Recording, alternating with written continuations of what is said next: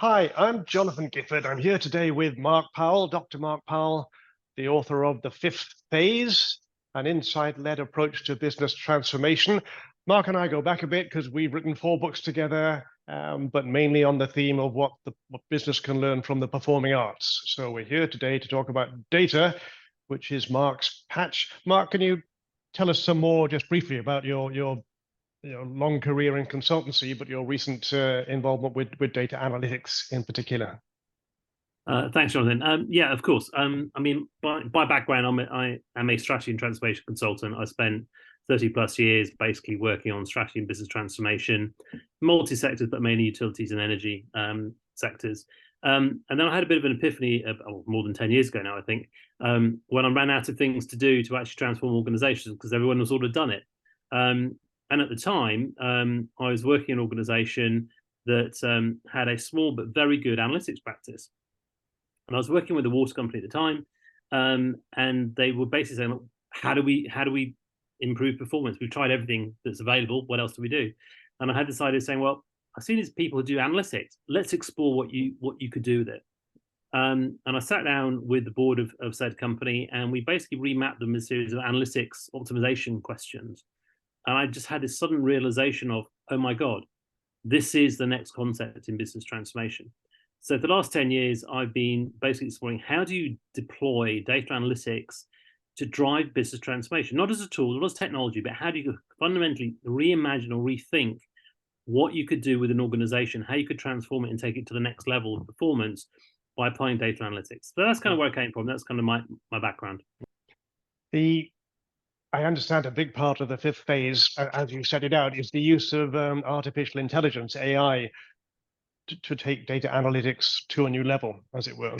And I'm intrigued by that. And you talk about machine learning and large language models and all those things that we hear about, but mainly don't understand. But you make the very good point that AI is getting a bad press. When we hear the word AI, we tend to think about an existential threat to humanity and the robots taking over, or rogue algorithms, sacking teachers. There are some horror stories out there. But your point is we should forget about those and address the opportunity that AI is offering because it's huge. And we should manage, there are threats, but we should manage those and not become obsessed by them. So I think that's really interesting. Could you tell us a bit more your thinking on that? Yeah, sure. I mean, I think I'm not so much saying that we shouldn't be aware of the issues, challenges, and threats from AI, right? But let's be realistic. The origins of AI go back 80 years. This is not that new, right? Alan Turing of Enigma fame, he wrote the very first papers on the potential, the concept of artificial intelligence around the ability for computers to kind of mimic human intelligence. So AI has been around a long time. This is new. I mean, we are, every single human being largely on the planet, certainly in the developed world, is living with AI every day. Every time you go on Amazon, every time you park in a car park in an airport, AI is part of your world. So let's not pretend that AI is suddenly this kind of radical new thing. We've been living with it for many, many years. Yeah. The challenge is as it's evolved, people started to realize that actually this is a bit freakish because they're profiling people on CCTV, blah, blah, blah, blah. But we're very happy to accept the convenience of Amazon. We're very happy to accept the convenience now of car parking with CCTV without me having to go and buy tickets. I could just go in and rent. It's easy, right? It has revolutionized our life on so many ways. And most people have limited understanding in reality of just how much AI is in our daily lives. But what has started to evolve has been, the fear factor, going back to, the mutant algorithm in the UK around education being AI marked that produced some very strange results, racial profiling, for example, on CCTV, all these kind of things that have got people extremely worried about AI. I've got 2 or 3 views on this. One is, number one, AI is not going anywhere, right? It is here to stay forever. The same way computers are here to stay forever. Phones are here to stay. All of those things have negative connotations. All of those things can and will be used by bad people to do bad things. AI is no different. What worries me is that we're starting to look at AI as this kind of existential threat, and we're not putting enough focus on, but what could you do with it?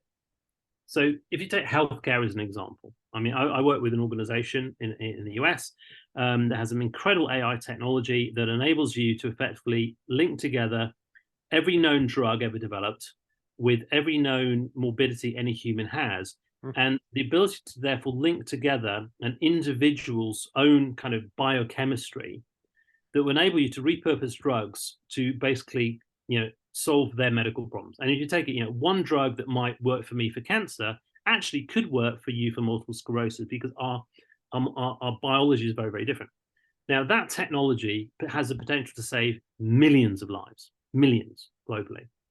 So the question I've got is, and if you go into, say, an example around things like security of data, there's a lot of issues. Europe, EU is very concerned about security of data. I get it, absolutely 100%.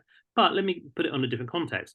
If I had a family member or myself who had, say, cancer or Parkinson's, whatever it is, would I be prepared to give up my medical data, my personal medical data, to get me a cure or to get me a drug that might help me? Damn straight. But if you ask me remotely, are you prepared for your medical data to be given to a company to do whatever it is? Everyone says, no, I'm not, until they want it. I think we've got to be very, very careful, because AI is still at the very start of what it could do. I think particularly healthcare is an area of huge opportunity to change the lives of hundreds of millions of people over the next 10, 15, 20 years. So I think we've got to be a little bit careful. We've got a bit hung up on, there are always going to be issues around security, around ethics, and all the rest of it, biases in modeling, all the rest of it. But if we're not careful, we're going to miss the opportunity of what AI could do to radically improve the lives of millions of people, healthcare and other areas. So I think we've got to be very careful that we don't throw the baby out with the bathwater. And my concern is, if I look at a lot of the press increasingly, it's getting very, very negative. I'll give you an example. So I was asked to give a lecture to a group of people, actually Sandhurst recently. There's about 50 people, very senior executives from public sector, private sector, different sectors. And the night before, they're all asked to kind of give me the questions they had about AI. And it was really interesting, because fundamentally, I would say 95% of the questions, and they gave me a big list of questions, were negative. They were all about the threats, the challenges, the things we should be afraid of about AI. And I thought, that's slightly worrying, because nobody was actually asking around what are the other opportunities, what could we do there I haven't thought of. So I think we've got to be very careful that we don't turn AI into this kind of, oh my God, the end of the world is AI. Part of it, I think, is people have also got very confused about the concept of artificial intelligence. I don't like the term artificial intelligence. I think the term augmented intelligence is more real. The idea of Skynet, or the Terminator, suddenly taking over the world and ending the human race, I don't think so. Not for 200 years, if ever. And I think people don't appreciate, as advanced as the AI technology is, the idea of kind of self-aware AI suddenly basically launching nuclear weapons to destroy the human race is so far-fetched as to be, quite frankly, at least in the next 2 or 3 lifetimes, frankly, ridiculous. But that's what people are starting to imagine, because they don't understand what it actually is. Fundamentally, AI is mathematics at the end of the day. Well, Mark, that's wonderful, wonderful. It's a great book. I love it. I think it makes a really important contribution to this debate. And it's been a pleasure talking to you. So many thanks. Thanks, Jonathan. Take care. And you.